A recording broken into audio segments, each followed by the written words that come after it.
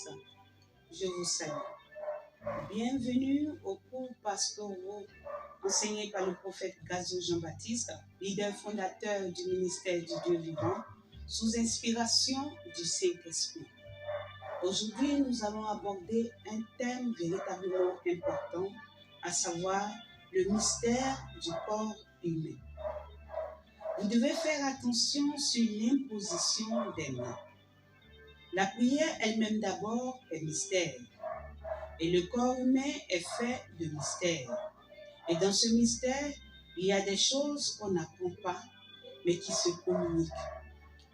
Quand on veut prier pour une personne, on ne se précipite pas pour lui imposer les mains, sans connaître l'esprit qui l'anime et sans connaître le mystère du corps humain. Premier point, la tête. Lorsqu'une personne doit recevoir rapidement quelque chose de façon spirituelle, c'est par l'imposition des mains sur la tête.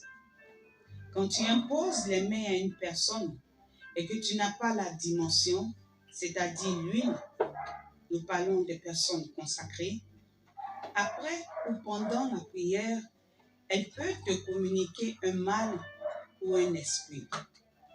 Quand quelqu'un vient au-devant de toi et veut posséder une chose, la meilleure partie du corps que tu dois toucher, c'est la tête. La tête représente ici l'esprit de possession. Lorsque tu dois imposer les mains à une personne, il faut avoir la dimension de peur d'être détruit après la prière. C'est un mystère qui est caché derrière la prière. Le mystère qui se trouve au niveau de la tête n'a rien à voir avec le mystère qui se trouve au centre du corps. La tête est une partie essentielle, là où il y a facilement connexion. De par la tête, c'est très facile. Si tu ne fais pas attention, si tu n'es pas consacré, tu peux recevoir un mal, des attaques. Tu peux même recevoir des esprits facilement. Ce n'est pas permis à tout le monde de toucher la tête pendant la prière. Si quelqu'un veut t'atteindre, qu'il vient au-devant de toi, si tu n'as pas la dimension et que tu touches à sa tête, par la connexion de la tête, le mystère qui se trouve derrière est très rapide et en même temps très dangereux. Quand tu ne connais pas l'esprit de quelqu'un pour lequel tu pries, ne te presse pas à toucher sa tête. C'est une action très dangereuse, surtout pour des personnes qui n'ont pas la dimension. Point 2. Les membres. Pour les membres, le mystère qui est caché derrière, c'est le combat.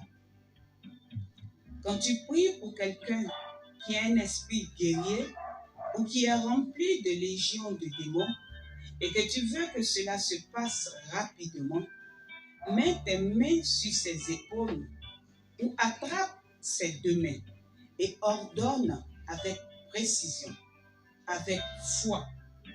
Désarme l'esprit, déclare et l'esprit fléchira.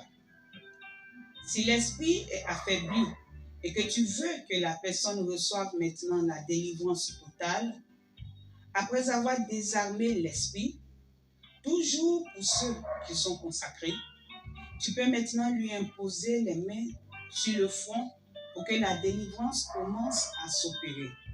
Parce que ce n'est pas désarmer l'esprit qui signifie que la personne est délivrée. L'esprit peut être désarmé, affaibli, et vous pouvez avoir l'impression que c'est fini, mais ce n'est pas encore terminé. Pour les combats, pour que cela se passe rapidement, ce sont les membres inférieurs ou supérieurs que vous devriez toucher de peur que la personne soit plus violente avec vous. Mais pour ces parties du corps que je viens de citer, ceux qui ne sont pas consacrés peuvent aussi les toucher. C'est vrai que c'est dangereux, mais pas plus que la tête. Point 3. le tronc. Maintenant, pour le tronc, il y a deux parties très sensibles. La poitrine et la bassesse. Ce sont des parties très sensibles. Là, le mystère qui se trouve derrière, c'est le mystère de la sensibilité. Je répète, le mystère de la sensibilité. Si l'esprit des autres te fatigue et tu n'arrives pas à faire violence sur toi, quand tu pries pour quelqu'un, surtout du sexe féminin, ne touche pas à sa poitrine ni à sa bassesse. C'est très dangereux. Ou soit, tu lui demandes de mettre sa main sur les parties sensibles et tu imposes tes mains sur ses mains. Ou tu appelles une autre personne du même sexe. Ces deux parties du corps ci-dessus citées font tomber beaucoup de serviteurs de Dieu. C'est un mystère. Beaucoup de serviteurs qui reçoivent la formation et qui n'ont pas reçu l'huile, après avoir fait une délivrance pareille, retournent dans le monde. Par le mystère de la sensibilité, au travers des esprits des eaux, après avoir imposé les mains sur la poitrine et la bassesse d'un sexe féminin. Dans cette délivrance, beaucoup retournent chargés et remplis de démons. Point 4. Les oreilles. Concernant les oreilles, nous avons le passage Nombre 11, verset 1. Le peuple murmura et cela déplut aux oreilles de l'Éternel. L'Éternel l'entendit, sa colère s'enflamma, le feu de l'Éternel s'alluma parmi eux et dévora l'extrémité du camp. Sachez que comprendre et entendre, ce n'est pas pareil. Entendre, c'est décoder le mystère caché, décoder le but du message. Deutéronome 29, verset 4. Mais jusqu'à ce jour, l'Éternel ne vous a pas donné un cœur pour comprendre, des yeux pour voir, des oreilles pour entendre. Nous avons aussi Marc 4, verset 11 à 12, que vous pourrez lire plus tard. Les oreilles sont un canal pour sauver ou perdre un être humain.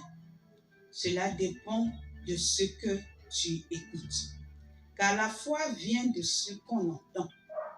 Ce sont les oreilles qui égarent, donc faites attention à ce que vous écoutez. Ainsi prend fin le thème sur le mystère du corps humain.